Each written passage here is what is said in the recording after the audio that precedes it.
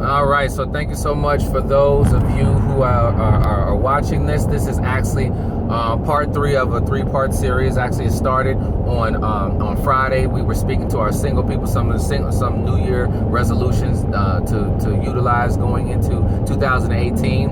And then yesterday we spoke to our divorced people, some tips to utilize going into 2018. But today, ladies and gentlemen, I have the pleasure of coming before you and speaking towards our married folks. All right. And before I do that, I want to take one moment and just thank those that have given feedback about it. Really appreciate it. And I want to sidebar that really quickly, since we are talking about those who are married. Real quickly, for those of you who got engaged during this holiday, I think that's absolutely wonderful. I'm so happy for you and congratulations. I want to give you one tip before I go into the complete married people, because you're like the almost married people, right? So for the people who just got engaged, here's a tip. Okay, while you're looking for the church and address and the destination that you guys are going to go to, please make sure that you are seeking what is going to be your pre-marriage counseling. Okay, not one session, not 2. You're going to need a couple. Okay, because it's not going to be a question of if, but when the issues come along and the challenges within your marriage. It's going to help you just add a little bit extra defense to be able to pull through, and it will empower your relationship to be a lot more lasting. So I wanted to give that first tip to the almost married before I start talking to those of us who are married. So I wanted to just give you 2 tips for those who are married. Please take some notes, and I want you guys to really commit to this.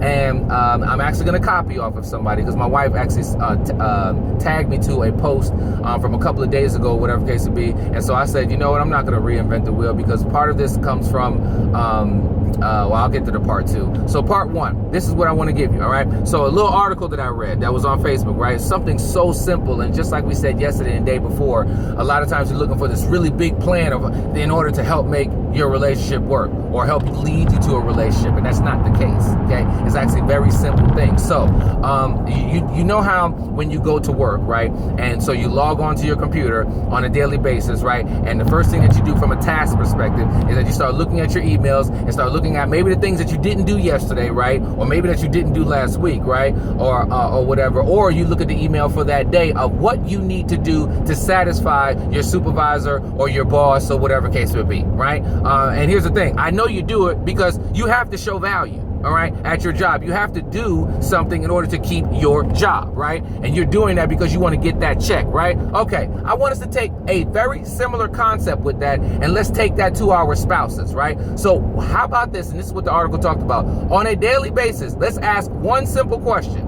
You know, honey, or Mr. or Mrs., all right, what can I do tomorrow to help make your life better? Now, I know that some of us might think to ourselves, wait a minute, what? Let me repeat that. Honey, what can I do tomorrow to make your life better? Okay, you do it for your job. If you're in school, you do it for your teacher, okay, or your professor, whatever, those of you in college or whatever case it be, yeah, you do, okay? You have to satisfy that paper or that test or whatever case it be in order to advance, right? Well, guess what? Your marriage is the #1 collaboration, entity, relationship that you can engage with outside of your deity, God, or whatever case it may be, right? So we should be investing our time and energy on a daily basis. Just like you download that email when you get to work, well, every night, how about you try and download what's something that can make, and not being sarcastic and not just saying, oh, well, let me just, no, be sincere, okay? Do you roll your eyes when you talk to your boss? Oh, what do I need to do for you today, Mr. Boss, Mrs. Boss? No, you don't do that. So let's do that same thing. Let's take that concept, that simple concept, on a daily basis. Let's ask that. So that's the first tip, all right? I'm only going to give you one more tip, married people, because that first one's going to be a doozy enough for you, all right? Now, here's the thing. As we move into next year, let's commit to investing, whether it's time, energy, and or money, all right, into our relationship a little bit more, right? And when I say that, I mean like not just trips, right? We're not talking about that, right? Now, we're talking about actually whether it's seminars, whether it's conferences, whether it's us sitting down and reading together. What are you doing to sincerely advance what is the #1 union that you chose to make, okay? And it can't just come from, y'all go on a trip once a year.